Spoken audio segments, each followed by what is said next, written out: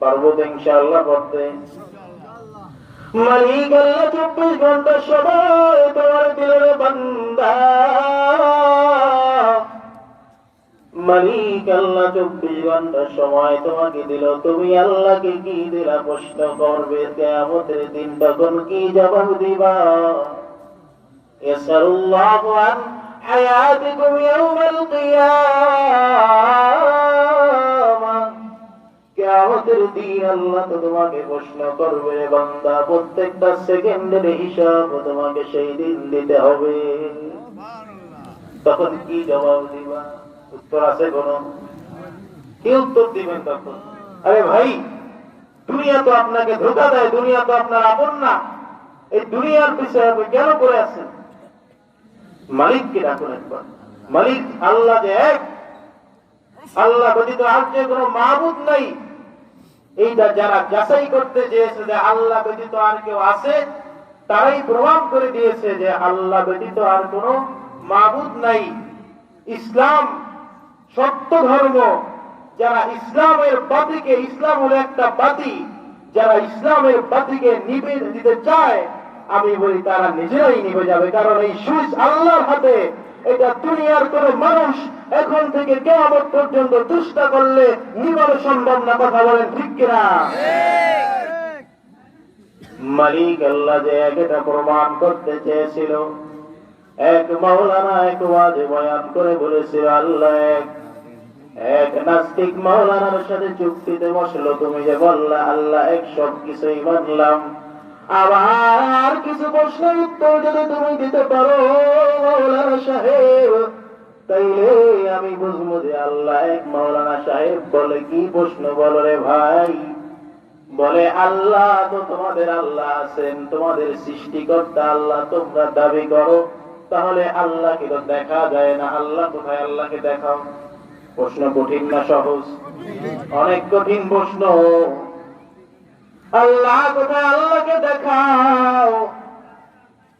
নাস্তিক এবার বলল, মাওলানা সাহেব আমার দ্বিতীয় প্রশ্ন হলো, জিন জাতি আমরা জানি আল্লাহ আগুনের তৈরি সৃষ্টি করেছেন, আবার নাকি আগুনের দ্বারা জাহান্নামে শাস্তি দেবে, আগুন দ্বারা কিভাবে সম্ভব? প্রশ্ন কঠিন না সহজ? আমার কথা বুঝতেছেন তো সবাই? কষ্ট হয় আপনাদের?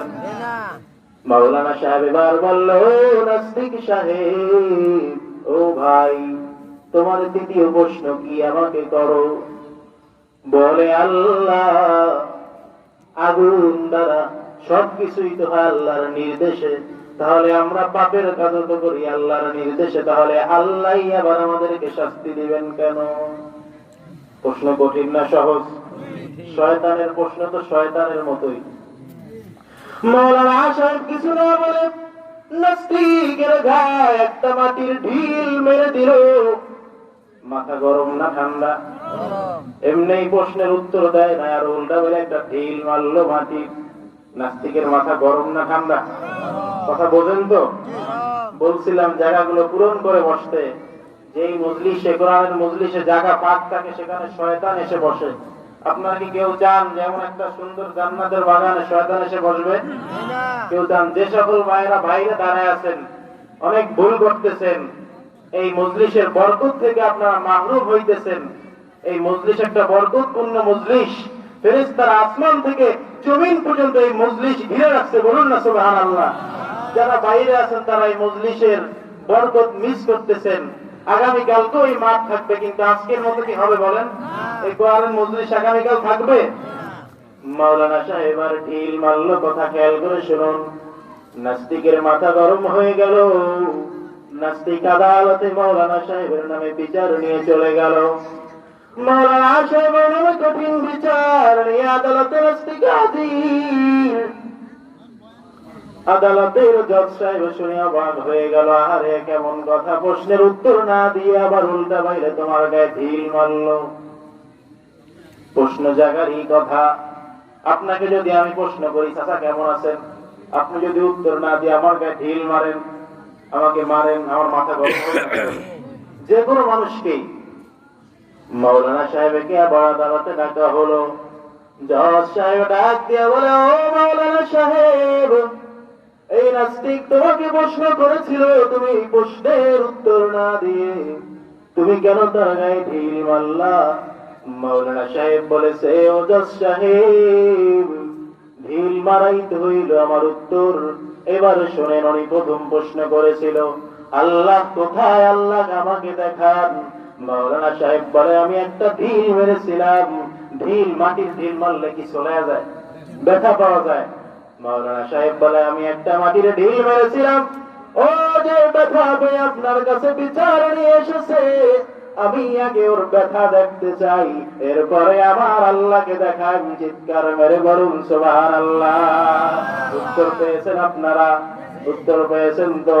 মাওলানা সাহেব আর ডাক দিয়ে বলে, ও জজ সাহেব, ও আমাকে আর একটা প্রশ্ন করেছিল, মানুষ জিন জাতি আল্লাহ আগুনের দ্বারা তৈরি করেছেন, আবার আগুনের দ্বারাই তাদেরকে শাস্তি দিবেন কিভাবে? ও তো মাটির তৈরি, আমি মাটির ঢিল মেরেছিলাম, তাহলে ও ব্যথা পাইল কিভাবে? উত্তর পেয়েছেন তো? সুবহানাল্লাহ বলবেন নাকি? মাওলানা জজ সাহেবকে বলল, জজ সাহেব, ওর দ্বিতীয় প্রশ্ন ছিল, পাপের কাজ করি আমরা আল্লাহর নির্দেশে। আল্লাহ বলেছেন আমার নির্দেশ তারা কোনো কাজ করতে পারে না, সবকিছুই নাকি আল্লাহর নির্দেশে হয়। তাহলে আমরা পাপের কাজ করি আল্লাহর নির্দেশে, আল্লাহ আবার আমাদেরকে শাস্তি দিবেন কেন? এই যার উত্তর হইল, আমি জোর গায়ে মাটির ঢিল মেরেছিলাম, মাটির ঢিলটাও আল্লাহর নির্দেশে মেরেছি, তাহলে ও আবার আপনার কাছে বিচার নিয়ে আসলো কেন? উত্তর পেয়েছেন তো? মাওলানা সাহেবের উত্তর ঠিক আছে তো? আদালতের জজ সাহেব চোখের বাড়ি ছেড়ে কান্নার বলো, মাওলানা সাহেব, আসলে ইসলাম ধর্ম যে সত্য ধর্ম আজকে তুমি প্রমাণ করে দিয়েছো। আমি এই মুহূর্তে ঘোষণা দিতে চাই, আমি জজ সহকারে এই আদালতের যারা আছে সবাই তোমার রবের প্রতি ইসলাম গ্রহণ করলাম। সবাই আমার সাথে বলুন, লা ইলাহা ইল্লাল্লাহু মুহাম্মাদুর রাসূলুল্লাহ। চিৎকার মেরে বলুন সুবহানাল্লাহ। এই পৃথিবীতে যারা ইসলামকে নিভাতে চায়, আমি বলি কখনো ইসলামকে নিভাইতে পারবা না, বরং যতই চেষ্টা করবা অতই ইসলামের বাতি আরো বাড়বে। ঠিক কিনা? কিসের আশা বসে আছো? এই দুনিয়া তো বড় একটা ধোঁকা রে, দুনিয়া বড় ধোঁকা দেয়। এখন মারা যাবা, সব শেষ হয়ে যাবে। সেই 3.5 মাটির ঘর তোমার জন্য রেডি আছে, কিসের আশায় তুমি বসে আছো? আহা, কবর তোমাকে প্রতিদিন ডাক দিয়ে বলে, ও মানুষ, ও বাড়িওয়ালা, ও ক্ষমতাওয়ালা, ও চেয়ারম্যান, ও এমপি, ও মন্ত্রী, আজকে তুমি তাকিয়ে দেখো, দুনিয়ার ভিতরে যারা রাজা বাদশা প্রেসিডেন্ট ছিল তাদের জন্য কি আলাদা ঘর হয়েছে নাকি মরার পরে? কি বলেন? সবার জন্যই 3.5 মাটির ঘর। আহা, ও পর্দার মা বোনেরা, ও আম্মা জানেরা, শোনো, আর কতদিন বেপরদায় চলবা? মনে হয় মা বোনেরা সিদ্ধান্ত নিয়ে নিচ্ছে যে আমরা আর পর্দা করুন না। কি অবস্থা আমাদের সমাজের! আম্মা জান আয়েশা রাদিয়াল্লাহু তাআলা ইন্তেকালের আগে বিশ্ব নবীকে ডাক দিয়ে বলেছে, ও নবী গো, আমার জানাজা যেন রাত্রে হয়ে যায়, কারণ আমার শরীরের গঠন যেন দুনিয়ার পরপুরুষ কেউ বুঝতে না পারে। সুবহানাল্লাহ বলে। আর এখনকার তো আমাদের সমাজের অবস্থা কত খারাপ! কেউ আর এগুলা বললে বলে যে হুজুর এই সমস্ত আজকে এখন আর চলে, এখন হলো আধুনিক দুনিয়া, আল্লাহর সূর্য আগের মতো, আল্লাহর চাঁদ আগের মতো, আল্লাহর পানি আগের মতো, সবকিছু আগের মতো। আপনি আমি 3 বেলা খাই আগের মতো না, 2 বেলা ভাত দিছি। কি বলেন? সবকিছু যদি আগের মতো চলতে পারে, আল্লাহর পর্দার আইনও চলবে। কথা বলুন ঠিক কিনা? পুলিশ প্রশাসন যেদিন ডিউটি করে, শীতের মধ্যেও উনি মোটা কাপড় পরে ডিউটি করে, গরমের মধ্যেও মোটা কাপড় পরে ডিউটি করে। কি বলেন? এটা কার আইন? দুনিয়ার সরকারের আইন না। আবার কেউ দেখছেন কোন পুলিশ গরমের কারণে সুতি কাপড় পরে ডিউটি করে? দেখছেন কেউ? সুতির কাপড় পরে ডিউটি করতে কেউ দেখছেন? কি বলেন? তাই এটা সরকারের আইন। দুনিয়ার সরকারের আইন মানতে যে যদি প্রশাসন শীতের মধ্যে যেই নিয়ম, গরমের মধ্যে সেই নিয়ম মানতে পারে, আল্লাহর আইনও মানতে হবে। ওরা মনে শোনো, আল্লাহর আইন মেনেও তোমাকে বদলা করতে হবে। কথা বলেন ঠিক কিনা? ওই মালিককে ডাক দাও, ওই মালিককে রাত্রে ডাক দাও। মালিক ডাক দিয়ে মধু আসমান চলে আসে। মালিক, বান্দা আমার কাছে আয় আয়, কি চাবি চা। দুনিয়ার সব মানুষ এখন ঘুমায়, 24টা ঘন্টা সময় আল্লাহ আমি তোকে দিলাম। আহারে বান্দা, দুনিয়ার যত নেতা কর্মী আমরা দেখি, প্রত্যেকের কাছে চাইলে বেজার হয়। আর আমার আল্লাহ এমন মানুষ, যার কাছে না চাইলে বেজার হয়। সিজদাতে রত হও, ও সুরধর, আল্লাহর শরণে হৃদয় গড়ো।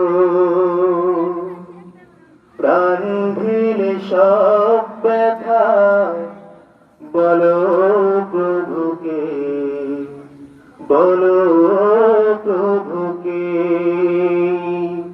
রাতি কেটে যাবে ঘুমে অলসে, রাতি কেটে যাবে ঘুমে অলসে। আসসালামু আলাইকুম ওয়া রাহমাতুল্লাহ।